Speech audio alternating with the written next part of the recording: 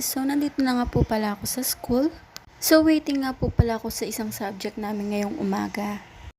Habang wala pa nga po ang subject namin, nagpunta muna po pala ako sa CR para, magganda-gandahan na naman ang babaeng yan.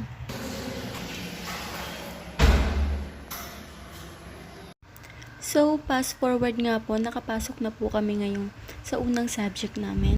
So wag nyo nga pong pansinin dyan yung si kuya na natutulog. Over na sa pagkapagod yan, ate ko. Ngayon araw nga po, reporting lang po kami. So more on discussion lang po kami ngayon. And pagkatapos naman ng reporter, nagpa-activity naman sila. Naghihintay nga lang po ako dyan kung sino yung makakagrupo ko. So ayan, wait lang si ate mo dyan. And fast forward again, nandito na kami sa second subject naman namin. Saglit lang din naman po kami dyan dahil announcement lang naman ang sabi ni ma'am. Naghintay lang po kami ng ilang minuto dyan at pinalabas na rin po kami. So hinintay ko lang po dyan si Bea para mag-lunch kami sa Campus B. Sa unang clip po ang ingay-ingay dahil po ang saya-saya nila dahil yung final exam.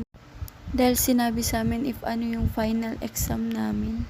So walking na nga po kami dyan pa Campus B para mag-lunch na rin po.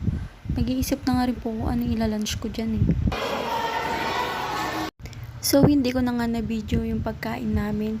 And by the way, nilibre nga po pala ako. So ang saya-saya ng babaeng yan.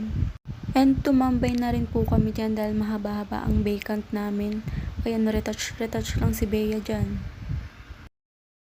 Pagkatapos naming tumambay, pumunta na rin kami ng Campus A dahil magta-time na. So lakad-lakad na naman yan.